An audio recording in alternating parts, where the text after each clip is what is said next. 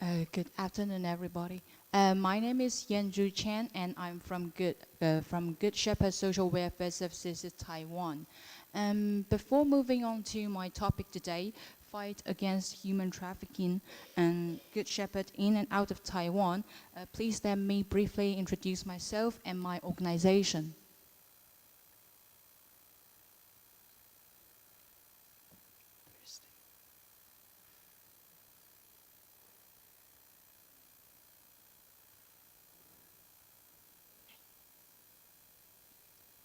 Okay. My name is Yen-Chu Chen, and I first get acknowledged to this human trafficking issue when I was doing my internship in Bangkok in 2010.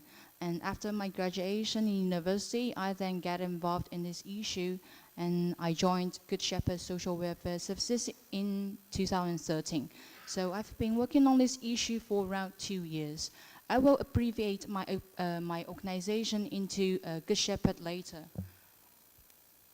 Okay, so Good Shepherd Foundation in Taiwan was founded by the Congregation of Our Lady of Charity of the Good Shepherd in 1978. In the past time, there was no such term of human trafficking in Taiwan, but the child prostitution happened at that time. It was a serious problem, but the government neglected it. So more and more NGOs and the public got to ask the government to get involved in this issue in around like 1990s. And Good Shepherd came to Taiwan in around 1980s and started to rescue these girls mainly from eastern part of Taiwan. Then Good Shepherd expanded its services, including the services for Aboriginal families and single mothers and children in crisis, single families and adoptions. And then in 2009, we started to get back to human trafficking prevention again. So you can see on the screen that we have over 40 centers and offices throughout whole Taiwan, and we cover all the 6 services that I just mentioned. Okay. I will divide my presentation into 4 parts, including international cooperation, domestic services of human trafficking prevention, and the current situation of trafficking in Taiwan, and also what action could youth do.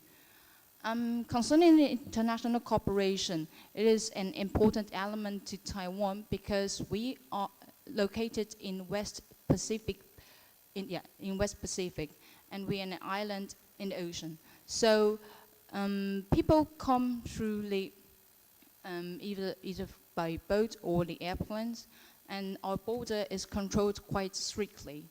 So with the international cooperation, Taiwan has been ranked as Tier 1 in the TIP report since 2010.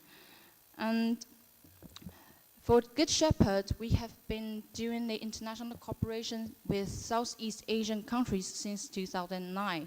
We participated in international conferences and also the cooperation in repatriation for the human trafficking victims back to their home country. And since around like 2 years ago, more and more instances of the fishermen being exploited on the high sea were raised in, for example, like BBC News or whatsoever. And Good Shepherd also pay attention to such incidents. And we then also shared our awareness and attention to this fisherman incident in a symposium last year. And one out of these kind of cases is related to the Taiwanese boat owners. So we then initiate our international cooperation with a Cambodian local group in prevention and partnership. We believe that the prevention and partnership work together could combat the trafficking persons in the local community to prevent more fishermen or young male from Cambodian being exploited on the high sea. As for the domestic services, Good Shepherd has been being involved in 4P strategy. The prosecution belongs to the police and judiciary section, and we have been doing the protection, prevention, partnership, and participation. Concerning the protection part, we run the largest shelter for both male and female foreign trafficking persons victims in Taiwan. Our shelter offers 30 beds for each gender. And all the services is regulated in our law, is a specific law which is Human Trafficking Prevention Act passed in 2009. And the services is, all the services are regulated inside, and it is offered by mainly our youth social workers. Concerning the prevention part, we run awareness raising programs in both local communities and on campus. So the public, adults, and also the university students are our main target group. As for the partnership and participation, we cooperated with the government and other NGOs, and especially with other Catholic groups. And the participation, we advocate among the public to ask them to get more awareness of this issue of human trafficking. Okay, so please let me introduce and explain a little about the current situation of human trafficking in Taiwan nowadays. According to the Human Trafficking Prevention Act, 3 types of human trafficking is defined in it.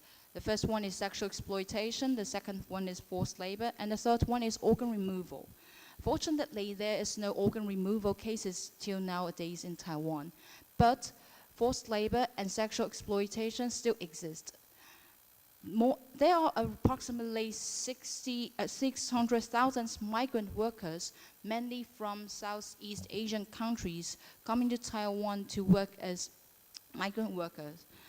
It's around like 2.6 of the population in Taiwan, and there are around 23 million people here now in Taiwan. And some of them may face the quasi-human trafficking situation, so they may escape from their original employer. This makes them into an even dangerous situation because they are not in the legal status in Taiwan. So some of them may be introduced into sexual exploitation because their friends from the home country introduce them such job or work for them. So the sexual exploitation in Taiwan last year is around 87. There were 87 cases convicted. It's around 1.7 times of the forced labor. So there are still more sexual exploitation cases here nowadays in Taiwan. Okay, so today the topic is about what youth could do. This is the picture that we are cooperating with the National Immigration Agency this 30th July. We are responding to the Blue Hot campaign raised by the United Nations, although Taiwan is actually not a member in the United Nations. But we believe that this human trafficking, anti-human trafficking issue is still important. So the diplomats and the officials from the government and other NGOs visited our shelters. So you could see on the picture that I believe that most of the social workers are still quite young. Yeah. And our social workers are graduated from the Department of Social Work in the university, and it is regulated by the law.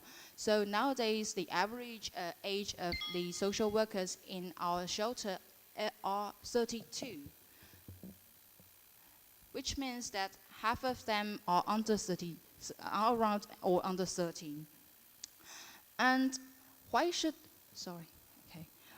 youth get involved? We believe that it is a matter of everybody. And youth are energetic and enthusiastic because the elders and the other seniors have been doing this work for a long time. And we believe that it is time for us to keep these achievements and efforts to working on. And we help those in need based on our ideas and also other abilities. So what and how that youth could do or act, we in Taiwan believe that we could utilize our advantages. For example, we use social media quite a lot nowadays to raise more awareness among the public issues. So the human trafficking issue could also be involved, and to get this issue be awareness among the public. Good Shepherd believes that one person's value is of more than the value of an entire world. And we think that people should not be purchased as a commodity. So based on this value, we will keep on our services and we will keep fighting against human trafficking. Okay, thank you. That's my presentation.